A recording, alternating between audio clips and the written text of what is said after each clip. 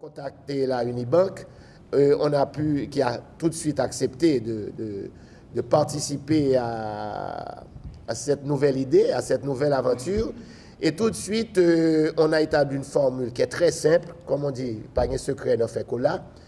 Le problème du livre en Haïti, c'est que lorsque vous, en tant qu'écrivain, auteur, vous produisez un livre, vous vous rendez, le livre est prêt, imprimé et tout, vous visitez les libraires n'achètent pas le livre de vous. Ils acceptent de prendre le livre en consignation. Ce qui veut dire que ce que le libraire, ce qu'il investit, c'est un espace dans son étalage. C'est-à-dire, il dit, d'accord, je reçois le livre et lorsque le livre sera vendu, je prends 20% de commission, qui est le pourcentage historique. Donc l'auteur, c'est à l'auteur de faire la promotion, de tout faire pour écouler son livre. Étant donné que les librairies qui achètent les livres de l'étranger, qui paient d'avance pour avoir ce stock de livres étrangers, pour avoir ça dans leur étalage, n'investissent pas un centime dans le livre haïtien. Donc l'auteur, en fait, sur la base d'un livre, prenons un scénario très simple qui coûterait 100 gourdes, en fait, l'auteur va rentrer 80 gourdes. Donc, au fond, il fait un rabais déjà de 20%. Donc, nous avons proposé aux auteurs, aux écrivains, écoutez, comme nous allons faire une promotion spéciale, nous allons faire beaucoup de bruit autour de l'événement, nous allons essayer d'attirer le plus de gens possible, on vous demande à cette occasion de faire un rabais supplémentaire de 10%. Et ce rabais de 10%, en contrepartie de ce rabais-là, la Unibank va aussi faire un rabais de 10%. Si vous acceptez de faire un rabais supplémentaire de 10%, la Unibank, elle va financer un rabais supplémentaire de 10%. Ce qui fait qu'il y a les 20% traditionnels, que de toute façon, que l'auteur, ce n'est pas un rabais pour l'auteur, parce que c'est le prix de vente à la librairie, les 10% supplémentaires à l'occasion de livres en folie, et les 10% que la Unibank finance, ça nous fait un rabais de 40%. Et c'est ainsi qu'on est venu avec cette formule de 40% de rabais à l'occasion de livres en folie. Les résultats, bon, on ne va pas trop s'étendre dessus. La première édition, je vais juste vous donner quelques chiffres. La première édition, on avait 4 auteurs en signature, 125 titres disponibles.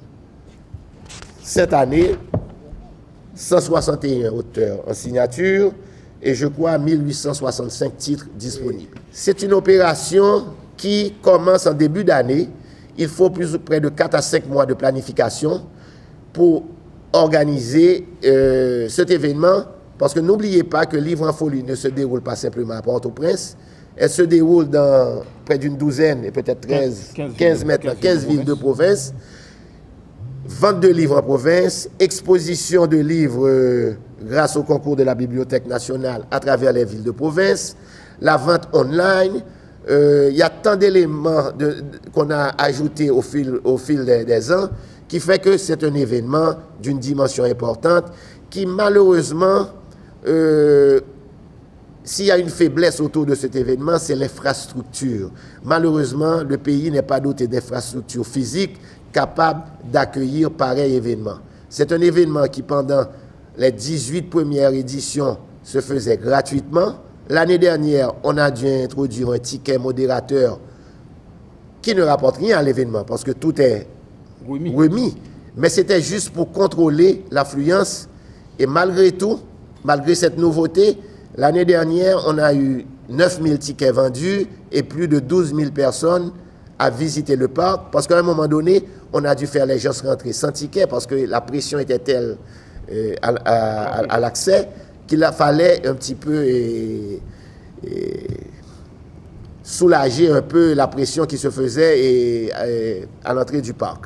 Donc cette année, on a décidé pour la première fois d'étendre l'événement sur 2 jours, avec une journée pas uniquement orientée vers les étudiants et les jeunes et les écoliers, mais surtout vers eux, de façon à voir si on arrivera à diffuser un peu cette pression que nous avons le jeudi, de façon à ce que, parce que trop de gens à l'intérieur du parc en fait, ça ralentit la vente. C'est pas bon pour les écrivains qui sont là, qui sont en signature. Donc, j'espère qu'on va voir comment ça va se passer. On va voir si c'est une expérience qui mérite d'être continuée. Mais de toute façon, on a tenté des expériences au cours de ces 20 éditions. On a réussi certaines expériences. Il y a d'autres qu'on a oubliées. Mais en fait, il faut continuer à essayer et continuer à apporter du plus à l'événement.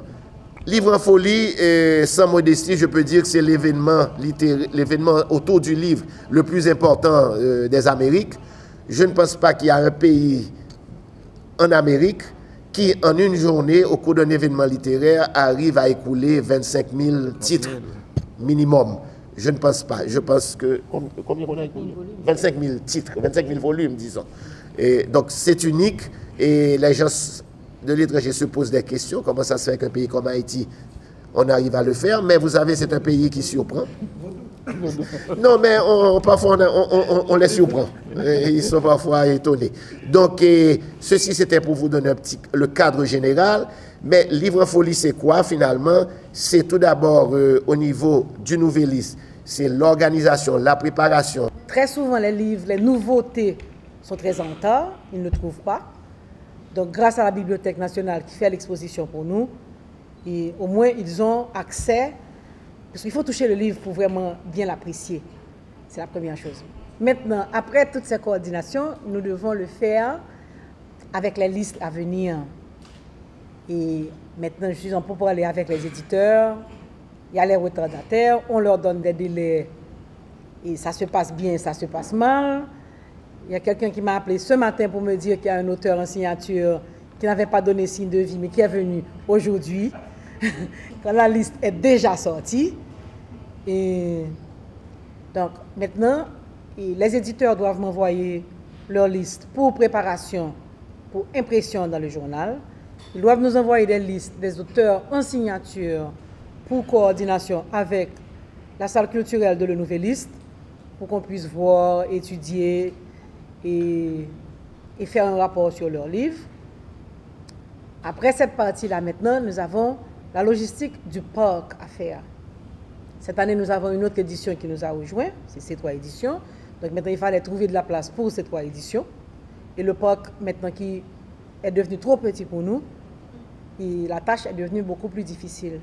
Nous avons un ingénieur, un architecte qui travaille avec nous pour la gestion de l'espace, parce qu'il faut quand même pouvoir le faire. Et de plus en plus, ça devient très difficile d'accommoder tout le monde.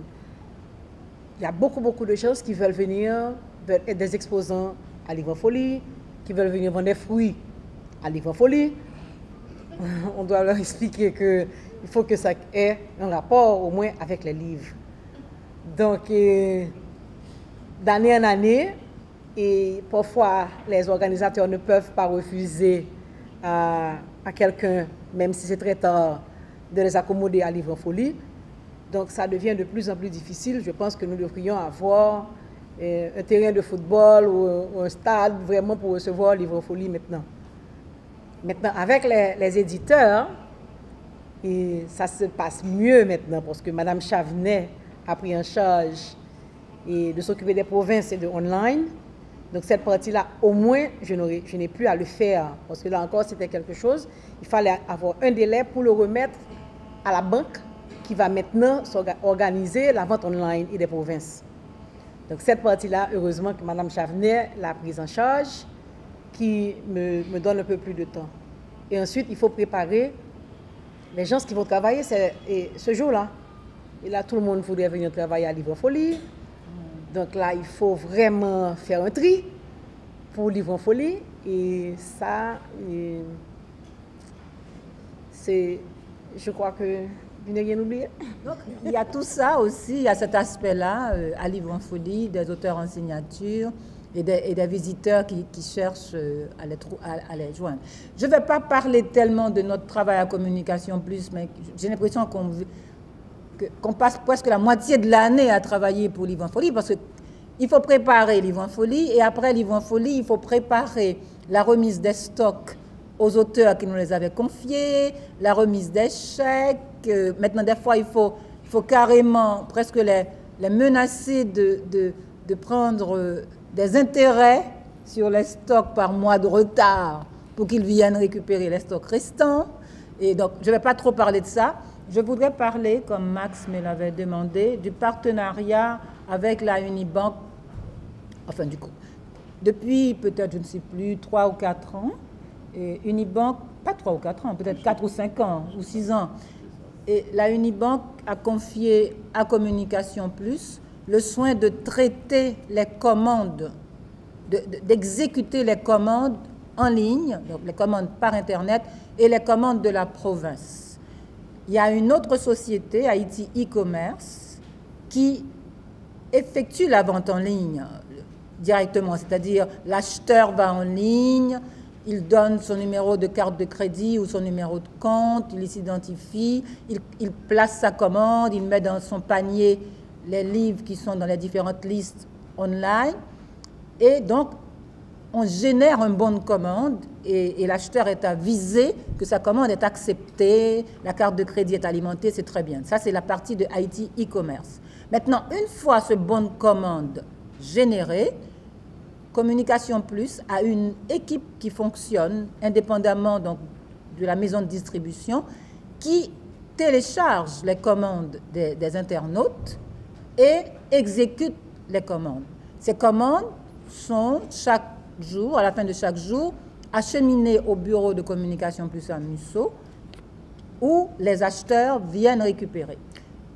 Avec l'expérience, on a réussi à améliorer les délais de livraison.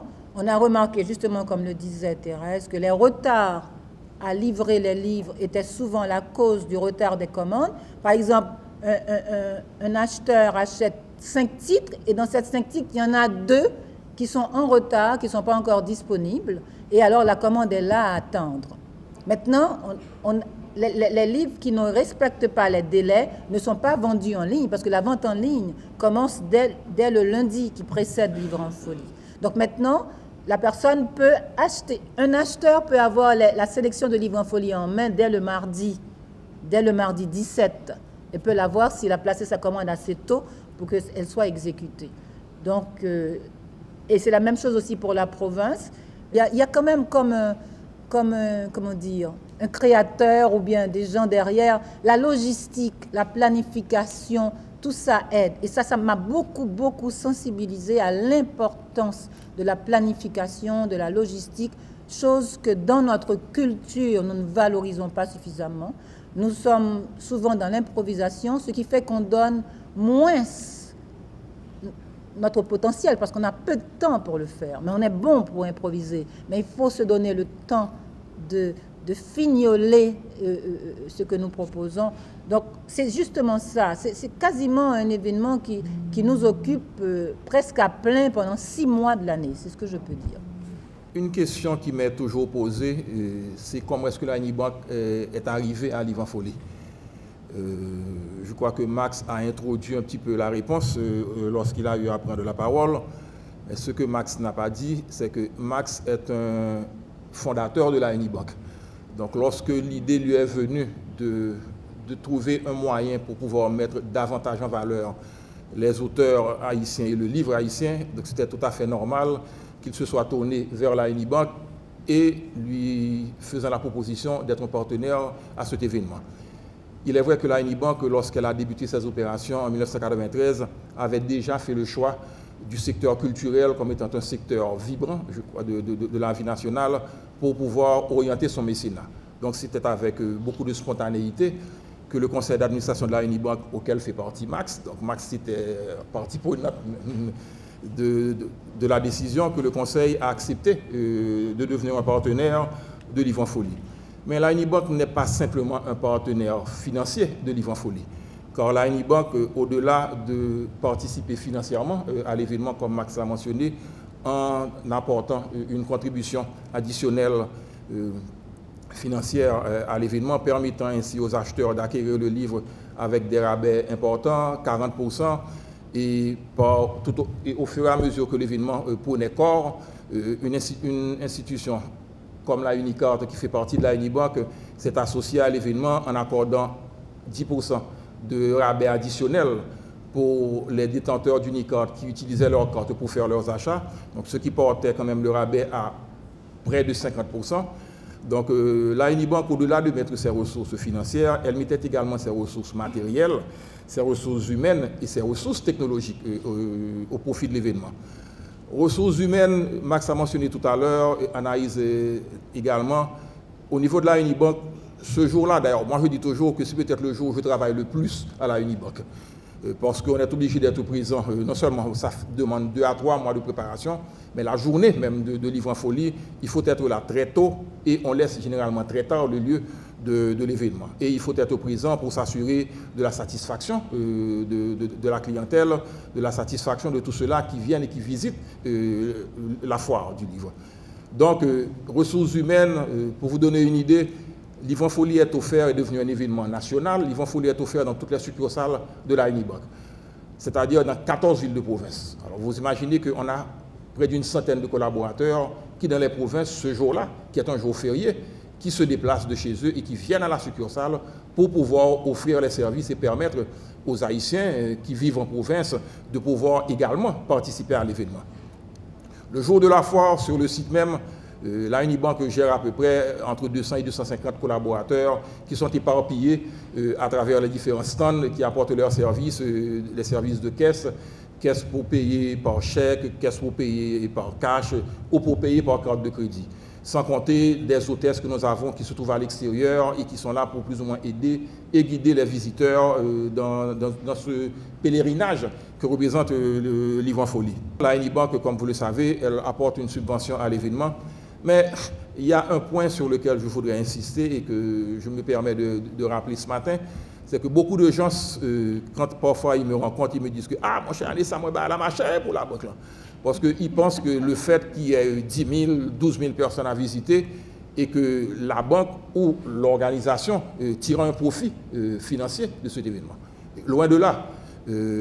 Au-delà de l'événement, la banque ne tire pas 1 centime, ainsi que l'organisation, nos novellistes, ainsi que tous les autres sponsors, nous ne tirons pas 1 centime de l'événement. Donc effectivement, plus il y a du monde, plus ça va. Et remarquez qu'on n'a jamais eu de contraintes, qu'il s'agisse en termes de nombre de titres que pouvait acquérir un acheteur. On ne limitait pas les titres et on n'a jamais limité la vente. Au contraire, même lorsque on travaille avec un horaire qui va de 10 heures jusqu'à 5 heures, mais chaque année, on est obligé de donner une rallonge d'1 heure de temps ou de 2 heures de temps, juste pour permettre effectivement aux retardataires ou à tous ceux-là qui sont encore au parc de pouvoir finalement faire leurs achats. Donc c'est vous dire que c'est un événement qui effectivement aujourd'hui fait partie de la vie aujourd'hui des Haïtiens. C'est un événement qui fait partie de la vie de la Unibank. Merci beaucoup Thérèse Abousseï, Daniel Chavlet, Max Chauvet, Guy Supplice. Et merci à vous aussi qui avez choisi d'être avec nous et pas devant votre poste de télévision. Aujourd'hui, c'était la journée test. Et effectivement, la salle n'est pas remplie aujourd'hui comme les fois précédentes. Merci d'avoir été là. Et évidemment, lundi, il y a encore des conférences.